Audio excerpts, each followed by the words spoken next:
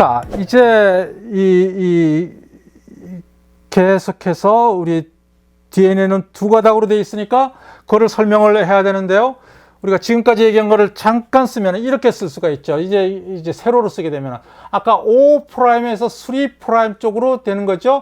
여기에 P가 트라이포스페이트가 남아있는 거지 않습니다. 여기에 OH가 남아있는 거 안 씁니다. 그냥 5'에서 3' 방향 쪽으로 DNA 사슬이 만들어주고요. 그 다음에 염기들이 이렇게 되어 있죠. 중심축은 당인산 이런 식으로 되고 염기들이 삐죽삐죽 다 나와 있고요.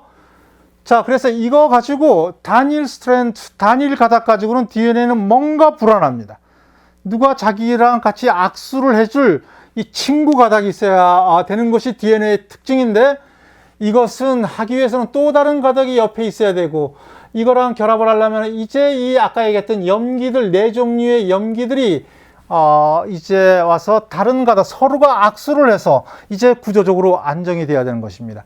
만약에 이 가닥이 하나가 지금 이 가닥이 이렇게 나와 있으면은 5'에서 3'이 가는데, 똑같이 이 상대쪽 가닥도 5'에서 3'으로 똑같이 가면 어떻겠습니까? 이것도 염기들이 이렇게 나와 있겠죠. 그러니까 이 염기랑 이 염기랑은 수소 결합이 될 수가 없습니다.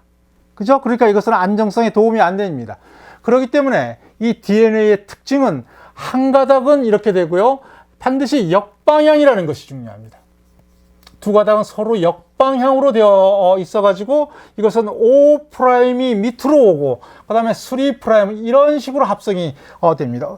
합성은 반드시 5에서 3으로 가야 되니까 예외 없습니다. 5에서 3으로 이렇게 가지만 이거랑 역방향이 있으니까 이제 염기들은 안으로 치우치게 되는 것입니다. 안으로 치워져서 이 두 개가 이 결합을 수소결합이라는 것을 하게 되어서 이제 둘이 악수가, 두 가닥이 서로가 있어요. 서로가 의지가 되니까 이 안정된 DNA 구조가 돼서 핵에 가만히 머물러 있으면서 이 설계자, 정보의 시작점으로서의 아주 이렇게 별로 촐랑거리지 않고 오랫동안 안정되게 머물러 있다가 자손한테까지도 옮겨가고, 바로 그것을 설명해 줄 수가 있는 안정된 구조가 실로 두 가닥으로 되어 있다는 것입니다. 뭐 나중에 얘기가 되겠습니다만은 그저 단순한 두 가닥이 아니라 이것이 헬릭스처럼 꼬여 있는 것을 얘기를 하죠. 자, 이제 이거를 두 가닥인데 꼬여 있는 헬릭스 나선 구조가 형성이 되고요. 나선 구조가 되니까 서로가 의지가 돼서 저 안정된 것뿐만이 아니라 이 나선이니까 이런 식으로 이 코일이 되니까 이 코일도 이 쿠션도 상당히 좋고, 코일이 상당히 이 스프링 생각해 보시면 알 겁니다. 이게 뭔가 구조가 안정되지 않겠습니까? 이거랑 이것 관계에서 어떤 이 분자적인 관계도 있고요. 해서 나선 구조가 되게 되면 이 자체도 안정성에 도움이 주게 되는 것입니다. 이것이 이중 나선의 아주 큰 뜻이죠. 자, 이제 여러분들 지금 두 가닥이 만들어지는 것은 바로 역방향으로 이루어진다라는 것이 이 아주 중요한 이 포인트고요. 이제 이 그림을 이제는 이해할 수가 있을 것입니다. 여러분, 한 가닥은 5' 엔드에 여기에 인산이 지금 하나밖에 안 써있는데 세 개가 실제로 있죠. 또 인산 세 개가 있고 쭉 가서 3' 엔드에 가니까 여기에 이런 염기들이 붙어 있고 당인산 이 중심축이 쭉 연결되어 있는 것이 보이고요. 그 다음에 이것의 상대방 가닥은 바로 역방향이 돼야죠. 여기가 5'이니까 여기서는 5' 이런 식으로 합성이 되겠죠. 5', 3'을 가면서 역시 염기들이 이쪽으로 나오면서 이제 두 개 간에 지금 여기서 점선으로 보이는 것이 이것이 수소결합입니다. 수소결합. 그래서 이 결합이 있음으로 해서 이제 서로가 정말 구체적으로 악수하는 장면이죠. 우리 수소결합 참 앞으로 많이 나올 얘기인데요. 우리가 수소를 중간에 둬서 이 결합을 하는 내용들인데요. 자, 여기 이제 구체적으로 보면 이렇습니다. 지금 여기에 링이 하나인 이것이 뭡니까? 이것이 티민이죠. 이것은 아데닌이고, 이제 조금 이따 얘기하겠습니다만은 T랑 아데닌은 항상 이렇게 짝을 이룹니다. 그죠? 그 다음에 요거 빨간색이니까 이것은 구아닌이죠. 그 다음에 이것은 시토신이죠. G랑 C는 항상 이렇게 짝이 이룹니다. 이것은 예외가 없습니다. 정말 짝을 이루는데, 하나는 퓨린이고 피리미딘, 퓨린, 피리미딘. 하나는 링이 2개고 하나는 링이 작고 두 개의 합은 링이 3개죠. 그러니까 적당한 사이즈의 집 크기에 적당한 식구가 살아갈 수가 있는 것입니다. 2개 다 피리미딘, 퓨린, 2개 다 링이 하나인 피리미딘 구조가 되면 너무 헐거워서 안정성이 없고요. 2개 다 링이 2개인 이 퓨린 염기로 되어 있으면은 너무 이 공간을 복잡하게 식구들이 너무 많은 거죠. 작은 집에. 그러니까 그것도 불안해서 안정성이 안 됩니다. 그러니까 항상 링이 하나인 T 아니면은 C, 또 하나는 링이 2개인 이거랑 섞여야지 적당한 구조를 이루어서, 조금 어려운 얘기를 하면 반데르발스 힘이 안정적으로 유지가 될 수가 있는 염기 간의 이런 상호 관계가 되는 것입니다. 자, 이제 우리 초점을 수소결합으로 다시 옮겨와서요. 이제 여기에 질소가 있거나 가령 산소가 있으면 이 CO가 염기에서 많이 나오는데요. CO랑 결합이 2개입니다. 그러니까 결합이 2개는 여러분들 이거 지금 얘기하기는 좀 곤란한데 이게 나중에 이거 몇 번 다시 얘기할 기회가 있습니다. 이 8 공유결합 하나에는 전자가 2개가 필요하죠. CO 사이에 있는 전자는, 이거 어지간하면 설명 안 했으면 좋겠는데 이 수소결합이 워낙 많이 나오니까 할 수 없이 설명을 하게 될 텐데요. 여러분들 이해할 수가 있을 것입니다. 혹시 이해가 안 되시면은 우리 인터넷을 통해서도 찾아보셔도 이해가 될 테고요. 자, 그래서 이 전자가 C랑 산소가 있으면은 이 전자는 둘 사이에서 말대로 그대로 공유가 돼야 되는데 산소 쪽으로 조금 치우칩니다. 이것이 공유인데 산소 쪽으로 조금 치우치니까 이 전자는 음성 전하를 띄우고 있죠. 전자는 음성입니다.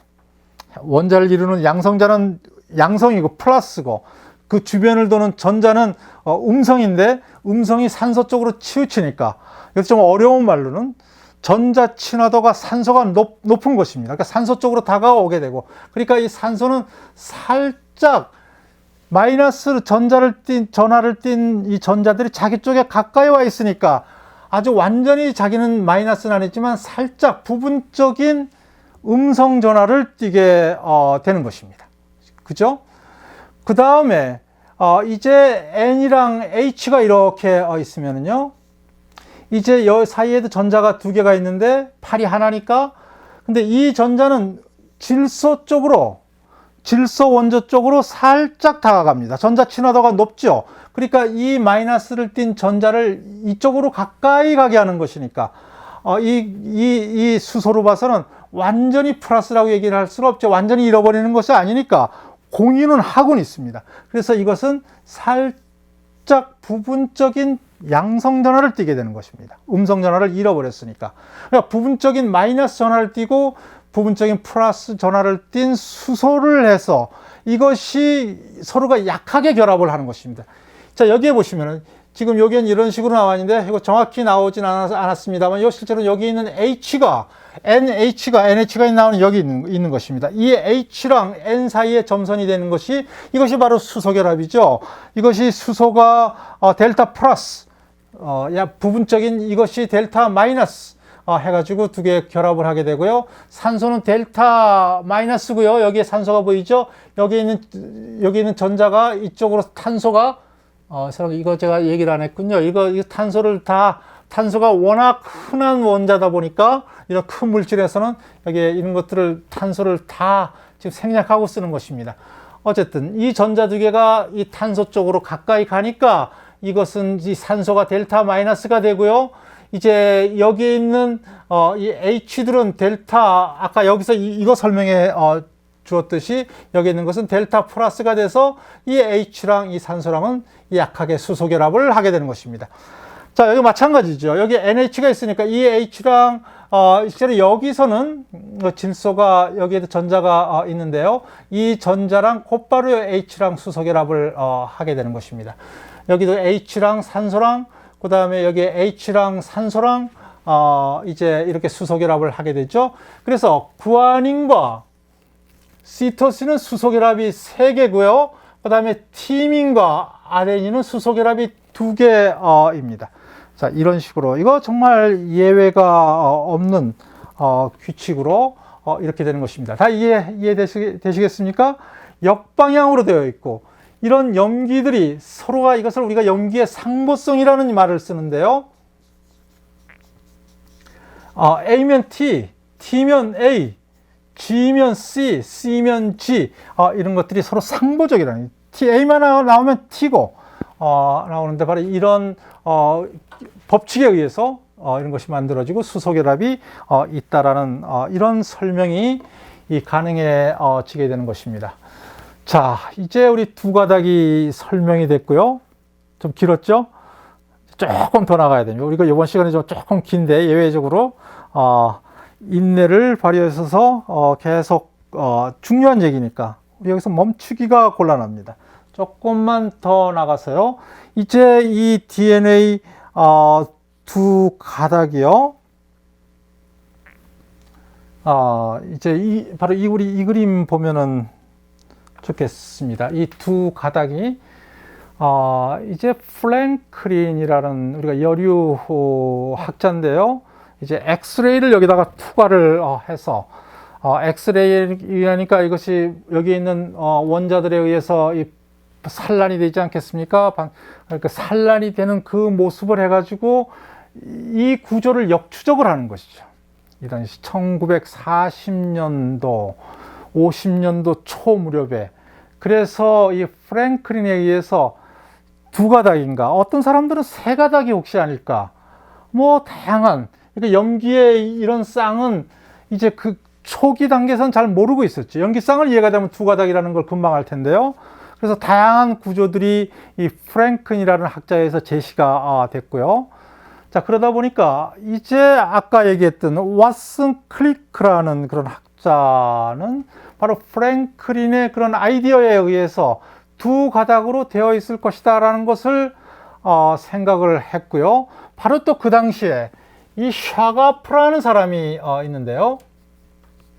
이 미국의 학자인데 많은 사람들은 불운의 학자라고 얘기를 합니다. 엄청난 결과를 찾았으면서 그것의 의미를 몰라서 모른 채로 이제 아무 각광을 받지 못하고 돌아가신 그런 이 비운의 학자인데, 이 사람은 각각의 생물, 박테리아든지 사람이든지 식물이든지 어떤 생물에 있는 각각의 염기들의 양을 추적을 해보니까 여기들 아데닌, 티민, 구아닌, 시토신 이것의 양을, 그러니까 전체 중에서 이 염기의 각각 염기 몇 %인지를 추적을 해보니까, 왜 그런 실험을 했는지 모르겠습니다만은 하여튼 그런 실험을 했습니다. 가령 얘기 들으면 이것을 우리 박테리아라고 그럽시다. 어떤 박테리아? 이것은 사람 경우에 정확한 숫자인지는 모르겠습니다. 10%, A가 10%니까 T는 9.5%. 이 실험에 약간 오차가 있고요. 그 다음에 구아닌은 가령 40%, 뭐 38%. 이 두 개는 비슷비슷하죠. AT도 비슷비슷하고, 이 사람, 완전히 다른 생물 왔어도 사람에서도 20, 뭐 20이라고 하면 19, 그래서 이것은 31, 29. 뭔가 구안이랑 시토신의 비율은 항상 비슷비슷한 것입니다. 실험 오차가 있지만 비슷비슷한 것이고요. AT도 비슷비슷한 것이고, 여기 어떤 각각의 생물을 하더라도 이것은 변함이 없는 것입니다. 이것을 샤가프의 룰이라고 얘기를 한 것입니다. 규칙이라고 얘기했지만 샤가프는 이 당시에 이것이 왜 중요한지를 모르고 있었던 것입니다. 그렇지만 이 왓슨 크릭, 이 젊은 학자들은 바로 여기에서 힌트를 얻어서 AT가 양이 비슷하니까 항상 이런 식으로 짝을 짓겠구나. 이 프랭클린이 제시한 그런 두 가닥일 가능성이 높은 그런 구조에다가 이것을 알게 되니까 샤가프의 룰을 해서 힌트를 얻어서 이렇게 짝을 이루는, 그러니까 항상 이것의 양이랑 이것의 양이랑 이것의 양이랑 이것의 양이랑 비슷하지 않겠습니까? 그래서 이 두 가닥이 이런 식으로 결합이 된다는 것을 알아서 결국은 이중나선 모델에 큰 도움을 준 것이 이 샤가프라는 얘기를 하는 것입니다. 그러니까 과거에 있는 지식을 잘 살펴봐서 거기서 얻어가는 것이 또 큰 창조죠. 창조라는 것은 항상 새로운 것이 아니라 있는 지식에서 그것을 라인 사이를 뒤에 숨어있는 내용들을 잘 이해하게 되면은 이런 엄청난 사실을 나올 수가 있는 것입니다. 자, 그래서 여러분들은 이제 그 리스트에 제가 구독자가 됐고 거기에 리스트가 올라갈 것 같은데요. 이 동영상을 통해서 이 왓슨 크리크 뭐 이 사람들의 얘기들을 정말 실질적인 얘기들을 쭉 살펴볼 수가 있을 테고요. 53년에 발표한 것을 이제 1962년도에서는 노벨상을 받게 됐고요. 왜 노벨상이 아니겠습니까? 노벨상을 받게 됐습니다. 자, 이제 우리 이중나선 얘기는 설명이 됐고요. 이제 이것이 헬릭스, 나선 구조로 되어 있는 모습이 우리가 그동안 몇 번 얘기했던 이중나선이 여기에 있고요. 이제 이것이 왓슨 크리크가 이 모델을 이제 캠브리지 대학 지하실에서 뭐 조각으로 이렇게 하면서 이제 이거를 찾아냈는데요. 이 샤가푸엘의 룰, 프랭클린의 얘기 해서 이런 나선을 만들어냈고요. 그래서 이 네이처지에 발표한 것에 의하면은 이 계단 간의 길이가 0.34 나노 미터라고 발표를 했어요. 상당히 규칙적이죠. 프랭클린의 엑스레이 연구에서 뭔가 규칙성을 알았는데 아주 정확하게 이 길이도 알게 됐고요.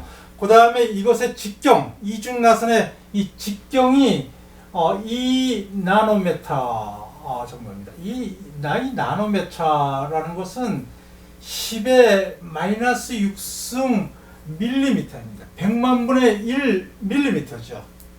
그러니까 여러분들 실제로 아까 우리 잠깐 얘기를 했습니다만 정말 우리 상상할 수 없는 미세 공간을 지금 얘기를 하고 있는 것입니다. 그런 미세 이 공간에서 바로 이런 규격 0.34 나노미터 두 개의 직경은 2 나노미터 이렇게 헬릭스 구조를 이루어 간다라는 것이 이중나선의 핵심 포인트인 것입니다. 자, 이제 마지막으로 우리 표기법입니다. 그러니까 모든 DNA는 이 두 가닥으로 되어 있고 항상 이렇게 쓰니까 이것을 간단하게 표기하는 방법은 염기의 순서가 우리 염기 서열이라는 말을 쓰는데요. 이것이 정보 역할이니까 이것이 중요하지 않겠습니까? 그러니까 우리가 지금 여기 보이는 이것의 염기 서열을 쓰라 그러면은 O'에서 우리가 이제 이것 중심축은 쓸 필요 없죠. 항상 저러니까. 염기당 쓸 필요가 없습니다. 여기서 우리 염기만 차이가 나는 염기를 쓰게 되면은 이제 이것이 C고, 이것이 A고, 그 다음에 이것이 구아닌이고, 그 다음에 이것이 T고, 여기 뭐가 나오든지 뭐 이렇게 3' 이런 쪽으로 되지 않겠습니까? 그 다음에 항상 역방향이니까 O'이 여기고 3'이 여기가 되고, 이거 상보적이니까 그림에 보겠습니다만 이제 그림 볼 필요 없죠. C니까 G고, A니까 T고, G니까 C고, T니까 A고, 그렇죠. 우리가 이것을 쌍으로 이 상보적 결합에 의해서, 상보성에 의해서 염기가 두 개 결합이 되니까 이것을 우리가 염기쌍이라는 말을 씁니다. 우리 영어로는 베이스, 염기, 페어, 염기쌍이 돼야 되는데 우리 사람 경우는 세포 하나에 약 30억 개의 염기쌍이 있습니다. 엄청나게 길게 연결이 되어 있는 거죠. 자, 이제는 이거 쓰는 것도 실제로 귀찮죠. 이것도 쓸 필요가 없습니다. 그 다음에 밑에 거 쓸 필요가 없죠. 이것만 알면 되죠. 그래서 C, A, G, T 이렇게 쓰게 되면 우리가 항상 이쪽은 O' 위에 가닥은 O'에서 3'을 가니까 이것만 쓰면 됩니다. 그러니까 아까 사람이 세포 하나에 30억이라고 그랬어요. 30억 다 쓰려면은 엄청난 시간이 걸리겠죠. 쭉 나가서 끝이가 3'이 될 테고요. 이거는 쓸 필요가 없죠. 항상 상보성이 될 테니까. 간략하게 표기가 돼서 우리가 이것의 표기를 완성시킨 것이 인간 게놈 프로젝트인 것입니다. 생명의 책, 생명의 서라고 얘기를 하는 모든 비밀이 이 안에 30억 염기쌍 안에 숨어 있는 것이고요. 이제 우리가 모든 관심은 여기에 가고 있는 거죠. 이 염기 서열에 이제 구조는 알았으니까.